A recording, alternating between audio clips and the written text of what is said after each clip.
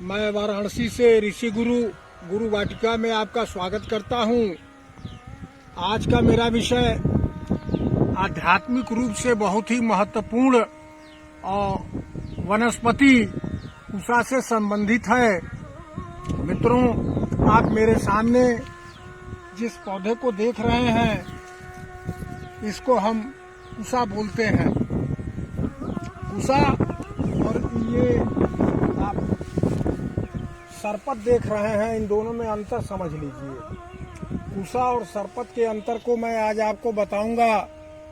आप देख सकते हैं, ये सरपत की पत्तियां जो होती हैं, इसकी पत्तियां दोनों तरफ से, ये जो बीच का मुंह है ये खुला होता है, यानी चौड़े हिस्से में होती है। और कुसा जिसका मुंह ऊपर तक बंद होता है, ये आप ध्यान दें, ये देखें, इसका मुंह पूरा ऊपर तक बंद है। और ये मैं आपको तोड़ के दोनों का अंतर दिखाता हूँ।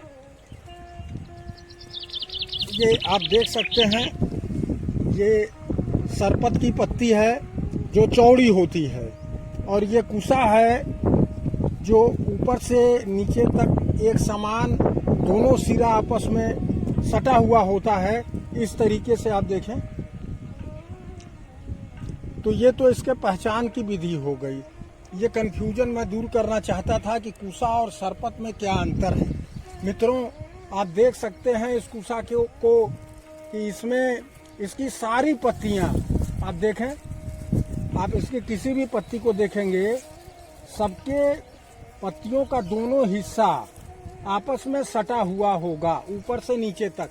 और सरपत में ऊपर से नीचे तक ये सारी पत्तियां खुली और बाहर की तरफ लटकी हुई होंगी। ये इस तरीके से लटक जाती है, और कुसा लटकती नहीं है, हमेशा खड़ी रहती है। ये इसकी पहचान है।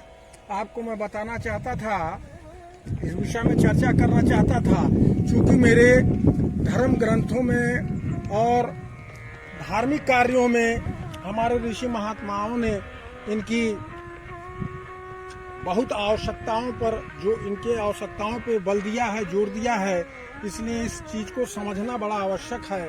हम द्विज लोग इस कुसा का प्रयोग किसी भी पूजा पाठ इत्यादि कामों में प्रायः किया करते हैं, इसलिए इस बात को समझना बहुत आवश्यक है। मैं अभी इस विषय पर और भी चर्चाएं करूंगा, और आपको इसको लगाने की विधि भी से अवगत कराऊंगा, तथा इसके औषधि गुण से भी अवगत कराऊंगा। इसके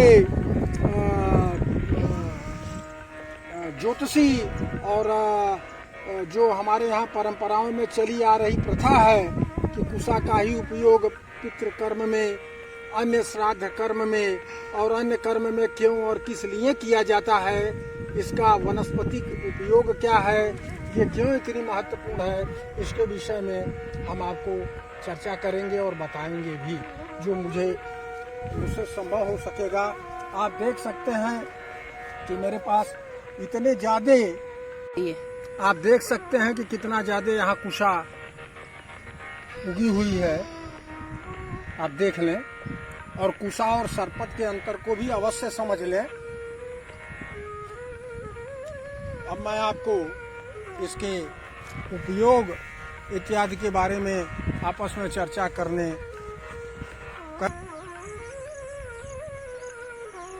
मित्रों, चूंकि विषय थोड़ा लंबा है और मैं चाहता हूं कि आपको मैं अपने बागवानी का भी अवलोकन कराता चलूं और कुसा के आध्यात्मिक और पौराणिक महत्व के बारे में भी चर्चाएं करता रहूं। मित्रों, आध्यात्मिक कर्मकांड शास्त्र के प्रमुख रूप से काम आने वाली वनस्पतियों में कुसा का प्रमुख स्थान है। इसको कुशगर्भ अथवा ढाब भी कहते हैं। जिस प्रकार अमृत पान के कारण केतु को अमृत का वर मिला है, उसी प्रकार कुसा भी अमृतत्व से युक्त है। यह पौधा पृथ्वी लोक का न होकर अंतरिक्ष से उत्पन्न माना गया है। मित्रों, भारत में हिंदू लोग इसे पूजा श्राद्ध के काम में लाते हैं। श्राद्ध तर्पण बिना कुसा के संभव नहीं है। कुसा से बनी अंगूठी पहनकर तर्पण किया जाता है।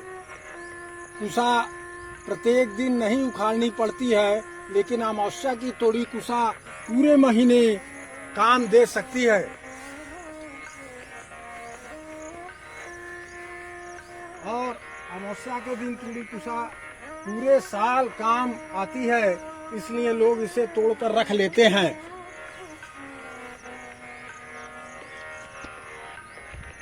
केतु के आध्यात्म मोक्ष का कारण माना गया है। देवी पूजा में प्रयुक्त कुशा का पुनः उपयोग किया जा सकता है, परंतु पितृ एवं प्रेत कर्म में उपयुक्त कुशा अपवित्र हो जाती है। देव पूजन, यज्ञ हवन, यज्ञोपवीत, ग्रह शांति पूजन कार्य में रुद्र कलश एवं वरुण कलश में जल भरकर सर्वप्रथम कुशा डालते हैं।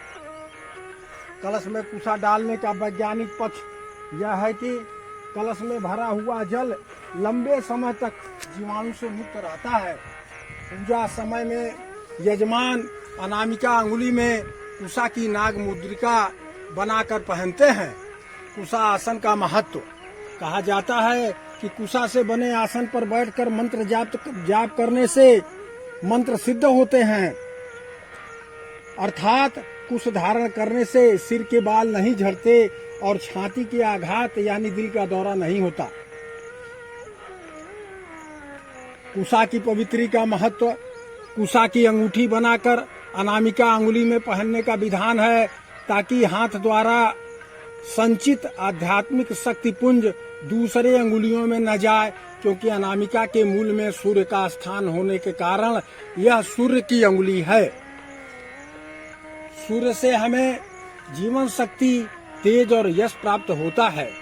दूसरा कारण, इस ऊर्जा को पृथ्वी में जाने से रोकता है। कर्मकांड के दौरान यदि भूलवश हाथ भूमि में लग गया तो बीच में कुशा का ही स्पर्श होगा, इसलिए कुश को हाथ में धारण किया जाता है। पीछे मान्यता यह भी है कि हाथ की ऊर्जा की रक्षा की जाए तो इसका दुष्परिणाम हमारे मस्तिष्क और हृदय पर पड़ता है। कुशा जिसे सामान्य घास समझा जाता है, इसका बड़ा ही महत्व है। कुशा के अग्रभाग जो कि बहुत ही तीखा होता है, इसलिए उसको कुशाग्र कहते हैं। तीक्ष्ण बुद्धि वालों को भी कुशाग्र इसीलिए कहा जाता है। कुशा महिलाओं की सुरक्षा करने में रामबाण है। जब लंकापति रावण माता सीता का हरण कर अशोक वाटिका ले गया, उसके बाद बार बार उसके द्वारा प्रलोभित किया जाता था और माता सीता इस कुशा को अपना सुरक्षा कवच बनाकर इससे बात करती थी, जिसके कारण रावण सीता के निकट नहीं पहुंच सका था। जो माया बहन मासिक विकार से परेशान हैं, उन्हें कुशा के आसन और चटाई का विशेष दिनों में प्रयोग करना चाहिए। पूजा अर्चना आदि धार्मिक कार्यों में कुश का प्रयोग प्राचीन काल से किया जाता है, जिसे आध्यात्मिक पावन मानकर पूजा के इस प्रयोग में ले आया जाता है। मित्रों, हमारे शास्त्रों में कुशा को तत्काल फल देने वाला औषधि, आयु की वृद्धि करने वाला और दूषित वातावरण को पवित्र करके संक्रमण फैलने से रोकने वाला बताया है। उसका प्रयोग पूजा करते समय जल छिड़कने, अंगुली में पवित्री पहनने, विवाह के मंडप खाने तथा अन्य मांगलिक कार्यों में किया जाता है।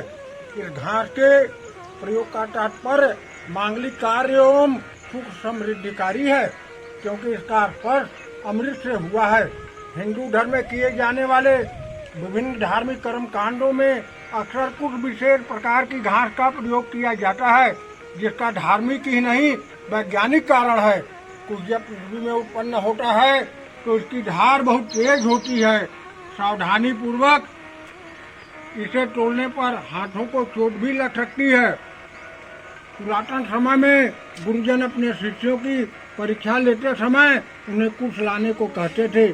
कुश लाने में जिनके हाथ ठीक होते थे उन्हें कुशल कहा जाता था, अर्थात उसे ही ज्ञान का सदपात्र माना जाता था।